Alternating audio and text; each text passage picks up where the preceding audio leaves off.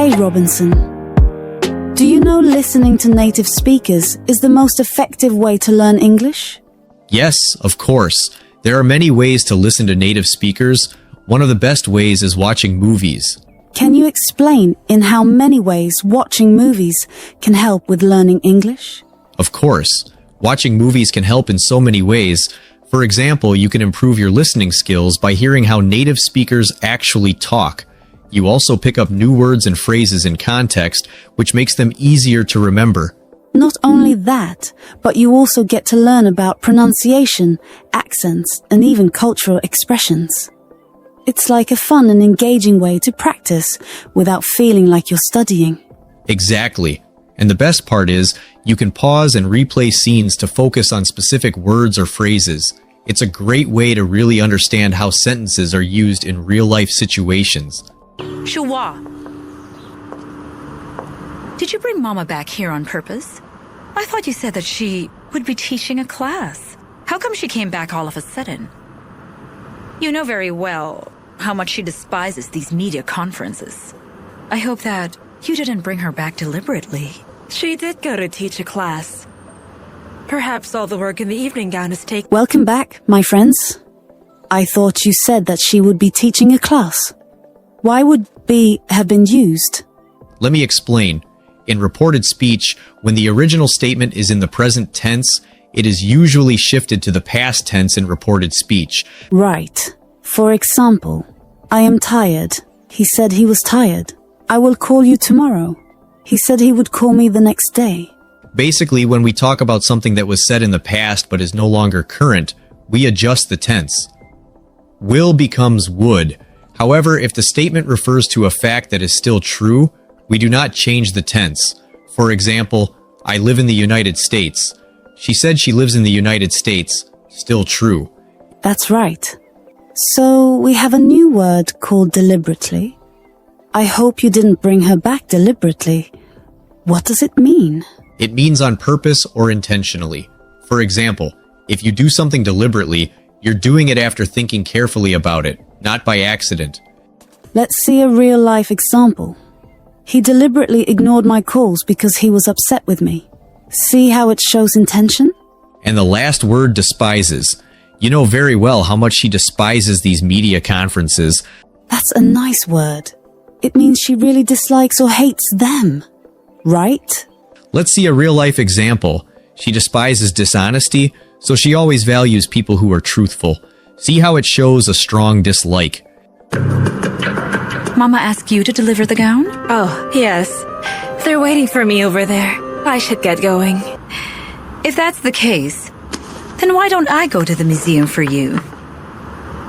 We only have 3 days to get ready, and you always like to take your time with your work. I think you should start preparing right away. Welcome back, my friends. They are waiting for me over there. Over there. So, why over has been used in the sentence? Over there refers to a place that is not close to the speaker or listener. It points to a location that requires some effort to reach or is farther away. That's right. They're waiting for me there. Could mean close by or far. They're waiting for me over there clearly suggests the place is farther away. The word over adds an extra layer of description, making the location feel more specific or distinct. It emphasizes that the place is at some distance. The park is there, neutral. The park is over there, shows you're pointing or referring to a specific direction. So, the next sentence we saw here is, I think you should start preparing right away. Right away. What does it mean, and when we should use it?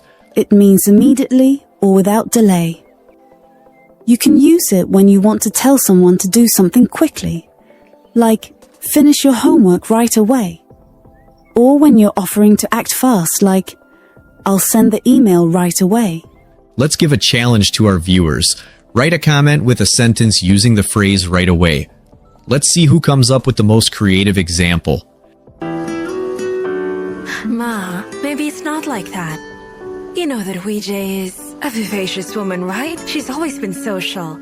I think that what she said was just her own way of being polite. Welcome back, my friends. We have got a new word. The word is vivacious. You know, that Ogia is a vivacious woman, right? That's a nice word. Let's see the meaning of this word. It means someone who is lively, full of energy, and has a cheerful personality. For example, Ogia is always smiling and spreading positivity, which makes her vivacious. Let's see a real-life example. At the party, her vivacious laughter and energy made everyone feel more excited and happy. See how the word fits perfectly? How are you doing?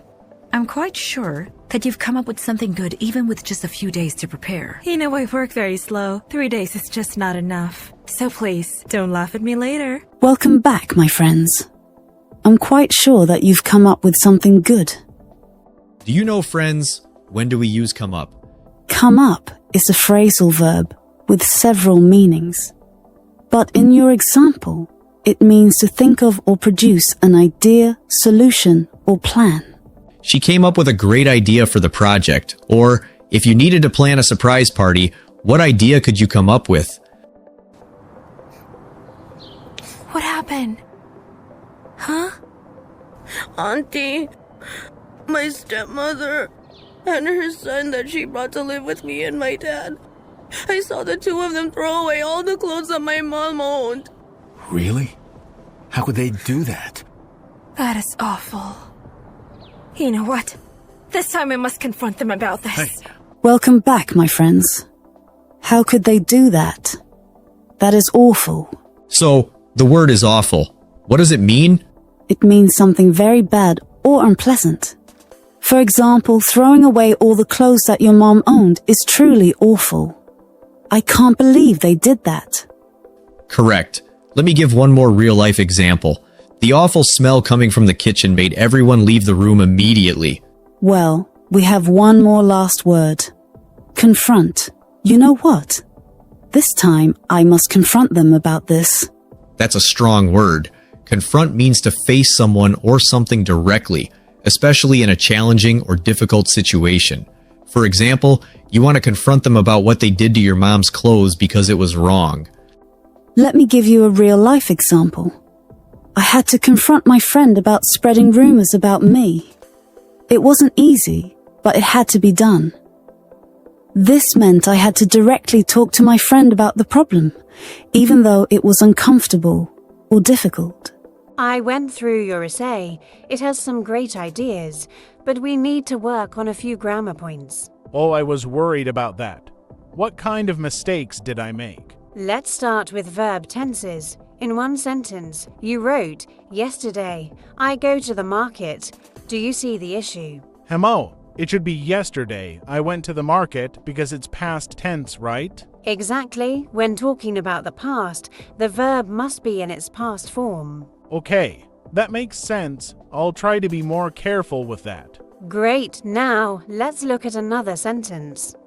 You wrote, she don't like pizza. Can you find the mistake? Hemo, it should be she doesn't like pizza because we use doesn't with he, she, and it. Perfect. That's a very common mistake, but you caught it. Yeah, I think I just write too fast and don't check carefully. That happens. Proofreading can help a lot. Let's check another one. Here, you wrote, I didn't went to school. What do you think? Oh wait, didn't is already in the past, so it should be I didn't go to school. Spot on after didn't. We always use the base form of the verb, not the past tense. Okay, I see. So, he didn't eat is wrong too. Yes, it should be he didn't eat. Got it. This is actually helping a lot. I'm glad. Let's move on to another type of mistake. Here, you wrote, she is more taller than me. What do you think? A more taller sounds wrong. It should just be she is taller than me. Exactly. We don't use more with adjectives that already have a. Okay, so I should say this book is heavier than that one, not more heavier. That's right. You're catching on quickly. Thanks. What's next? Now, let's check another sentence. You wrote, I am liking this book very much. Do you notice anything unusual? I don't know. It sounds okay to me. I see why you think that, but some verbs like, love, hate, know, and believe don't usually take the continuous form. Oh, so I should say I like this book very much instead. Exactly. These verbs describe states, not actions, so we usually keep them in the simple present. Got it, but I've heard people say I'm loving it. Is that wrong? Good question. In casual speech, some people use love in the continuous form for emphasis, like in advertisements. But in formal writing, it's better to stick with I love it. That makes sense, so I should be careful when using continuous tense. Right. Now, let's look at this. I have seen him yesterday. Do you see any issues? I think have seen is present perfect, but yesterday is a specific past time, so. Should it just be I saw him yesterday? Exactly. We use the past simple saw with past time words like yesterday, last week, or 2 days ago. The present perfect have seen is used when we don't mention a specific time. Okay, so if I say I have seen that movie without saying when, that's correct. Yes, that means at some point in your life, you've seen it. But if you add last week, you must say I saw that movie last week. I think I get it now. You're doing well. Now, let's talk about word order.